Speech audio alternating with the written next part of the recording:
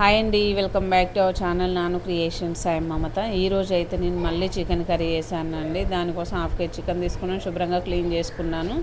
2 స్పూన్ల వరకు ఫ్రెష్ అల్లం పేస్ట్ వేసుకున్నాను. తర్వాత కొంచెం పసుపు వేసుకున్నాను. తర్వాత ఒక 2 స్పూన్ల వరకు ఇంట్లో తయారు చేసుకున్న మసాలాను వేసుకుంటున్నాను. మరీ ఎక్కువ ఘాటు ఉండదండి, అది బాగుంటుంది. స్మెల్ అయితే టేస్ట్ కూడా చాలా బాగుంటుంది. స్పైసెస్ అనేది ఎక్కువ వేసి నేను పట్టను అన్నమాట మసాలా. తర్వాత దానికి కావాల్సినంత కారం వేసుకున్నాను, కొంచెం సాల్ట్ వేసాను.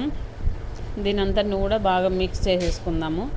ఇలా మిక్స్ చేసుకొని వెంటనే కర్రీ చేసుకుంటాను నేనైతే. ఈ మసాలాలన్నీ కూడా చికెన్ పీస్లకు బాగా పట్టించుకొని ఇక కర్రీ అయితే చేసుకుందామండి. చూసారు కదా, ఇవన్నీ ఇంగ్రీడియంట్స్ వేసుకున్నా కదా, ఫ్రెష్ ఇంగ్రీడియంట్స్ అండి. చాలా బాగుంటుంది కూర అయితే.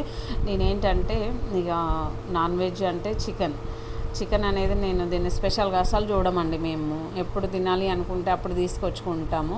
కూరగాయలు అయితే మనం ఇది వండాలి ఈరోజు అని ఎలా అనుకుంటామో, మేము చికెన్ కూడా అంతే అన్నమాట. ఇది స్పెషల్, ఇది నాన్ వెజ్, ఇది ఈరోజే తినాలి, సండే రోజే తినాలి అనే లెక్కలు అయితే మా దగ్గర అసలు ఉండవు అన్నమాట. ఏంటంటే ఇంకా ఎప్పుడు తినాలి అనుకుంటే అప్పుడు తీసుకొచ్చుకుంటాము. ఇక ఆల్మోస్ట్ కూరగాయ కిందనే లెక్కేస్తాం అన్నమాట నేనైతే. ఓకే, చూడండి, ఇక్కడైతే నేను కర్రీ అయితే ఆయిల్ బాగా హీట్ అవ్వాలండి. దీనికి కావాల్సినంత ఆయిల్ తీసుకున్నాను. చూడండి, ఆయిల్ హీట్ అయిన తర్వాత కొంచెం మెంతులు, జీలకర్ర వేసుకుందాము. ఈ చిటపట్లు ఆడాలి అండి. చూడండి, ఇంత వేడిగా ఉండాలి అన్నమాట. తర్వాత నేను ఆనియన్, పచ్చిమిర్చి పేస్ట్ అయితే మిక్సీ పట్టుకున్నాను, అదైతే ఇందులో వేసేద్దాము. ఒక్కొక్కసారి అయితే నేను చికెన్లోనే వేసి మారినేట్ చేస్తాను, ఒక్కొక్కసారి ఏమో తాలింపులో వేస్తాను అన్నమాట. వండిన ప్రతిసారి కూడా కొంచెం డిఫరెంట్ టేస్ట్ ఉండాలి అని చెప్పేసి డిఫరెంట్గా ట్రై చేస్తూ ఉంటాను అన్నమాట. ఓకే, ఇంగ్రీడియంట్స్ సేమ్ ఉంటుంది, బట్ ఒక్కోలాగా వండుతూ ఉంటాను అప్పుడప్పుడు. సరే, ఇంకా ఇదైతే ఇందులో వేసేద్దాము. ఇందులో వేసేసుకొని మంటని లో ఫ్లేమ్లో పెట్టేసుకొని ఇది మాడిపోకుండా మంచిగా కలిపేసుకుందామండి. ఇంత వేసాం కదా పేస్ట్, ఇదంతా ఆనియన్, పచ్చిమిర్చి పేస్ట్ వేయడం వలన చికెన్ కర్రీ అనేది మస్తు టేస్ట్ ఉంటుందండి, చాలా బాగుంటుంది. మనకి చికెన్లో వాటర్ పోయటం ఇష్టం ఉండదు, ఇక కొంతమందికి వాటర్ పోయకుండా గ్రేవీగా వండుకొని తింటూ ఉంటారు కదా చాలామంది పీపుల్. అట్లా వండుకొని తినే వాళ్ళకైతే ఈ పేస్ట్ అయితే మంచిగా యూజ్ అవుతుంది అనమాట. ఈ పేస్ట్ వేయడం వలన కర్రీ అయితే మస్తు గ్రేవీ వస్తుంది. ఫ్రెండ్స్, ఇదైతే మంచిగా చూడండి, ఆయిల్ అయితే మనకు పైకి కనిపిస్తుంది కదా, పైన ఉడుకుతూ ఉంది ఆయిల్ అయితే. ఈ విధంగా మాడిపోకుండా మంచిగా కలుపుకోవాలి అనమాట. మంటను లో ఫ్లేమ్లో పెట్టుకొని మాడిపోకుండా ఒక 4 నిమిషాలు అట్లా ఆయిల్లో మంచిగా ఉడికించుకున్నట్లయితే మనకి ఆయిల్ అనేది సపరేట్ అవుతుంది. అప్పుడు చికెన్ ఇందులో వేసుకున్న తర్వాత ఒకసారి అటు ఇటు కలిపేసుకొని మూత పెట్టేసుకుందాం అండి. చూడండి, చికెన్ కర్రీ అసలు ఎంత కలర్ఫుల్గా కనిపిస్తుంది కదా అండి.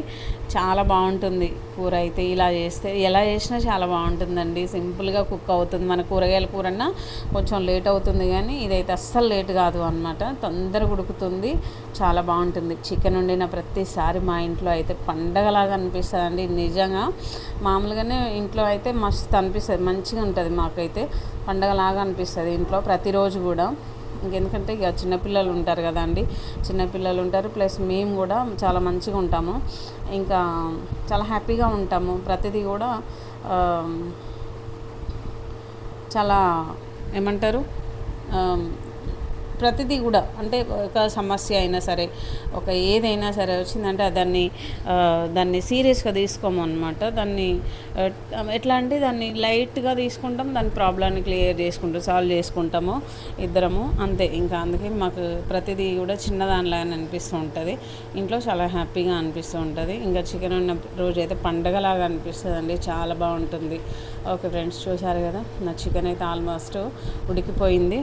ఈ చికెను కొంచెం నేనేంటంటే చికెను కలిపాను కదా అండి గిన్నెలో, ఆ చికెన్ కలిపిన గిన్నెలో వాటర్ పోసుకొని కొంచెమే వాటర్ పోసి ఇందులో పోసాను అనమాట. అందులో అల్లం పేస్ట్, మసాలా అవి ఇవి ఉంటాయి కదా గిన్నె అడుగులో, అదంతా చేయికి రాదు కదా అండి వాటర్లో, అయితే మంచిగా వాటర్తో అయితే వస్తుంది. అందుకని కొంచెం ఒక 2 స్పూన్ల వరకు వాటర్ పోసాను.